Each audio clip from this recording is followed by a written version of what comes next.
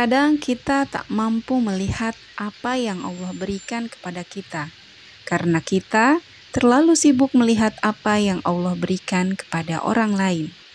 Hai, halo, assalamualaikum warahmatullahi wabarakatuh. Teman-teman, apa kabar semua?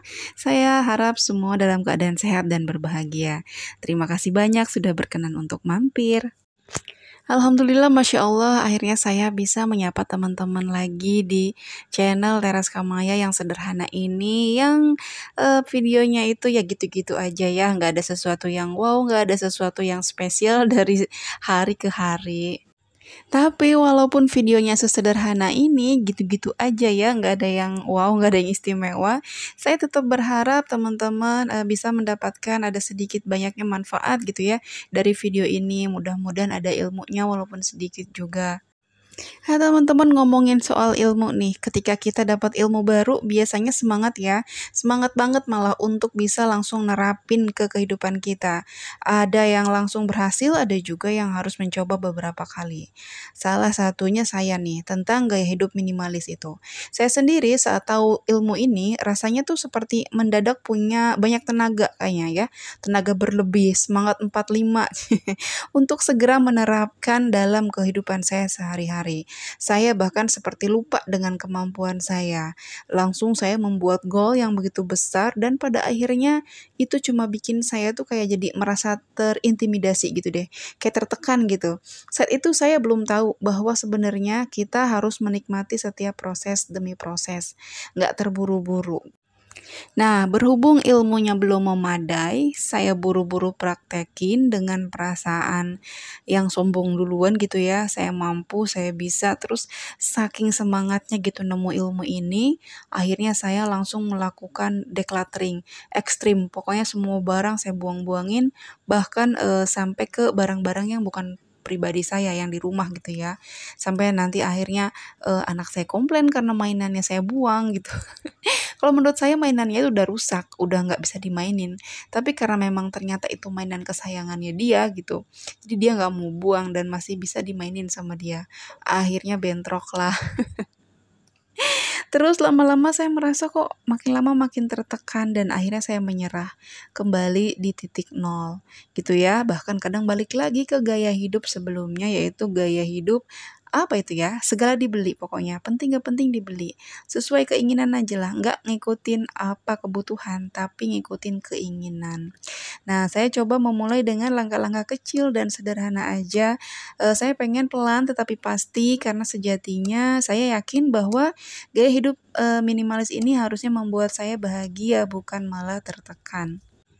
Nah, setelah gagal melakukan gaya hidup minimalis, akhirnya kan saya belanja banyak lagi tuh, apa-apa dibeli. Pokoknya ini itu kelihatan celing-celing gitu ya di mata, dibeli, dibawa pulang ke rumah.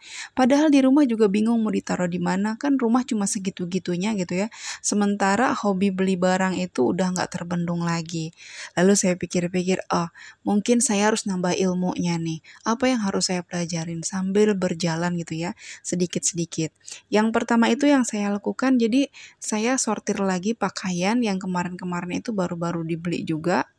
Saya sortir semua pakaian sampai ke aksesoris kayak misalnya alat ibadah juga ya untuk sholat, mukena, sarung dan segala macam lah pokoknya yang berlebih itu saya udah pilih-pilihin gitu ya. Yang pasti akan saya pakai saya taruh di lemari, dan yang masih ragu-ragu saya taruh di kardus, saya taruh di pojokan gitu ya. Saya kasih waktu ke diri saya sendiri 3 bulan. Kalau 3 barang itu nggak pernah saya pakai, nggak pernah saya cari, atau bahkan mungkin saya lupa kalau saya punya barang-barang itu, berarti sebenarnya saya tuh nggak perlu barang itu. Jadi harusnya nggak masalah kalau barang-barang itu dikeluarkan dari rumah, mau dikasih ke tetangga atau teman yang lebih membutuhkan, mungkin itu akan lebih bermanfaat. Selain itu, saya juga coba untuk buang sampah-sampah yang berupa kertas ya. Kayak misalnya yang paling banyak itu setruk belanja, bukti transfer gitu ya. Entah itu kita bayar listrik atau entah air mungkin ya. Pokoknya belanja-belanja gitu sama buku-buku tabungan yang kemarin saya nemuin banyak banget, bukunya udah nggak saya pakai lagi. Ya, pada akhirnya saya hanya memakai satu bank aja untuk kebutuhan saya. Karena banyak kartu sebenarnya yang dipakai cuma satu aja sih. Sisanya tuh cuma dipakai untuk transferan aja dulu waktu zaman-zamannya masih gajian ya. Terus selain itu ada juga kayak buku-buku garansi gitu, kalender yang udah tahunnya lewat, udah 2021 gitu. Terus atau ada juga foto-foto atau mungkin yang kalau yang zaman dulu tuh zamannya masih pakai klise ya. Sekarang kan udah digital, udah harusnya udah ringkes gitu. Jadi meminimalisir sampah-sampah yang berupa kertas. Nah, saya juga menemukan buku-buku tulis ya anak saya saat dia masih TK, masih kelas 1 SD gitu. Sekarang dia udah kelas 3. Jadi saya rasa kertas-kertas itu, buku itu udah nggak dipakai lagi ya, buku tulisan. Jadi saya langsung kumpulin terus saya kasihin ke ibu warung aja. Lumayan untuk dia gunakan di warung ya untuk bungkus-bungkus apa gitu ya. Daripada kalau dibuang gitu aja, nanti bercampur sama sampah yang lain malah nggak bisa digunakan. Setelah udah decluttering barang-barang yang berupa fisik ya, kayak misalnya tadi pakaian, tas, sepatu, aksesoris kayak misalnya ikat pinggang, topi, bros gitu ya yang biasa kita pakai di hijab. Terus apalagi tuh kacamata, perhiasan mungkin ya. Terus apalagi mukena, sejadah. Kadang banyak dari kita yang ternyata punya banyak koleksi ya untuk mukena dan sejadah, sarung gitu ya. Spray, lalu apalagi tuh bed cover. Kayaknya dipakai yang itu aja. Jadi selebihnya mungkin bisa dikasih ke yang lain. Siapa tahu ada yang lebih butuh gitu ya. Terus kertas-kertas juga kelihatannya tuh sepele gitu ya. Kertas itu kan tipis kecil. Tapi kalau lama-lama banyak itu yang bikin jadi kayak kelihatan berantakan. Belum lagi kalau udah bercampur sama debu-debu. Nah, satu waktu saya pernah gabut gitu ya, saking gak ada kerjaannya, saya scrolling-scrolling ya ke tetangga online sampai berjam-jam dan akhirnya itu kepala saya pusing, terus kayak ada perasaan mual gitu. Saya ngerasa kenapa nih kok saya kayaknya overdosis gitu ya. Overdosis buka handphone, buka-buka scrolling apa aja yang bisa saya lihat di sana. Dan akhirnya saya memutuskan untuk menghilang dari media sosial itu beberapa jam gitu ya. Hampir seharian lah dari bangun tidur sampai mau tidur lagi gitu. Saya mengakui di media sosial itu kita bisa dapat ilmu yang begitu banyak. Mau nyari apapun di media sosial tuh ada gitu ya. Tapi jangan sampai kita yang jadi kayak budak. Kita yang diatur gitu ya. Bukan kita yang mengatur. Selain itu saya juga decluttering digital. Jadi saya buka handphone saya bersihkan semua email masuk, terus foto-foto. Kadang kita tuh kalau foto misalnya ya foto di mana, foto kita atau foto anak-anak, kadang kita saking gemesnya motonya itu sampai beberapa kali jepretan, padahal dengan gaya yang sama gitu. Misal kadang 6, kadang 7. Nah, kita bisa pilih satu atau dua aja yang memang sekiranya paling menarik buat kita yang mau kita simpan gitu ya. Terus selain itu juga video. Nah, sama halnya dengan video. Kadang-kadang bikin video sampai beberapa kali, padahal yang menurut kita bagus, yang menurut kita layak untuk disimpan itu paling cuma satu.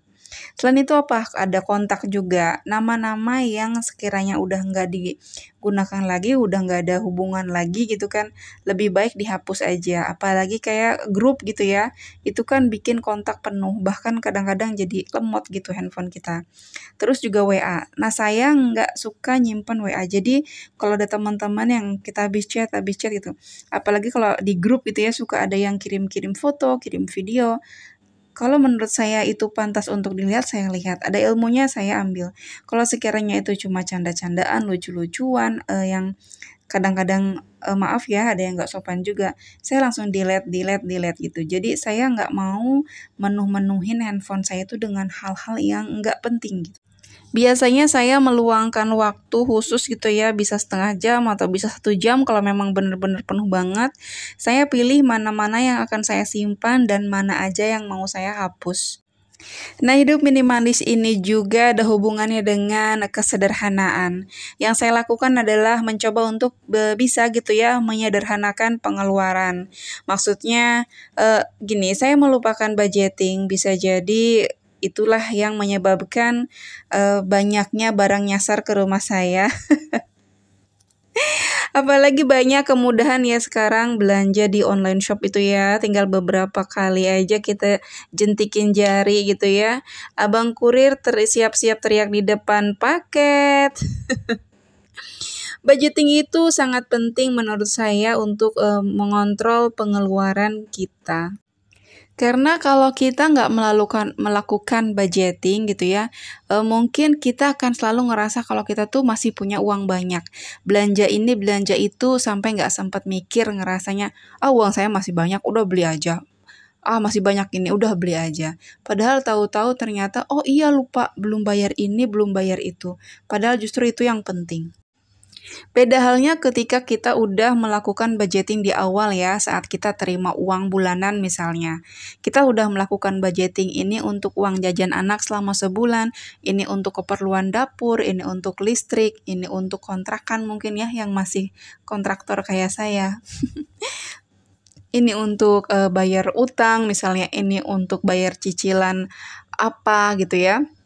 Nah, nanti ada sisa. Nah, ini untuk dana foya-foya untuk jajan. Nah, kita hanya berpegang sama amplop yang memang untuk jajan aja. Ketika memang uangnya udah tipis atau bahkan udah habis, berarti kita stop, jangan jajan lagi. Entah itu berupa makanan ataupun berupa barang. Pokoknya harus konsisten dengan budgeting yang udah dibuat di awal. Satu lagi yang saya lakukan ya, saya hanya punya barang satu jenis aja. Jadi saya nggak mau punya barang yang double ya, yang kembar-kembar. Kita memang selalu punya alasan untuk punya barang itu lebih dari satu. Alasannya kalau nanti yang satu rusak, kita nggak perlu repot gitu ya, ngedadak beli. Kalau yang satu hilang, kita nggak perlu repot nyari-nyari sampai pusing katanya gitu.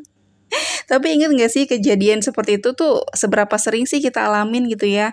Atau jangan-jangan barang yang satunya itu cuma gabut aja ditaruh di dalam lemari, di dalam laci, atau bahkan mungkin masih di dalam boxnya bertemankan debu, cie. Padahal dengan terapi punya satu barang itu bisa bikin kita nggak ngerasa khawatir ya akan kepemilikan barang. Kita jadi benar-benar juga gitu sungguh-sungguh untuk jaga barang dan ngerawatnya karena kita sadar bahwa kita cuma punya satu. Teman-teman pernah nyadarin nggak ketika kita mungkin ya teman-teman yang berhijab punya jarum pentul, ketika kita punya satu kotak jarum pentul, itu jarum pentul kita bisa taruh di mana aja. Bahkan di tempat yang tak terduga aja itu jarum pentul bisa kita taruh di situ. Tapi ketika udah mulai habis, tinggal satu-satunya, itu kita hati-hati banget naruhnya. Naruh di mana aja kita bisa ingat, hati-hati banget pokoknya. Nah kira-kira kayak gitu, kalau kita cuma punya barang satu, biasanya kita lebih aware gitu ya untuk menjaga barang tersebut.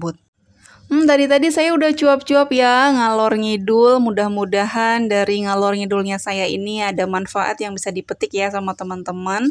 Terima kasih sudah nonton sampai selesai. Jangan lupa like, komen, dan subscribe-nya. Teras Kamaya pamit undur diri. Assalamualaikum warahmatullahi wabarakatuh.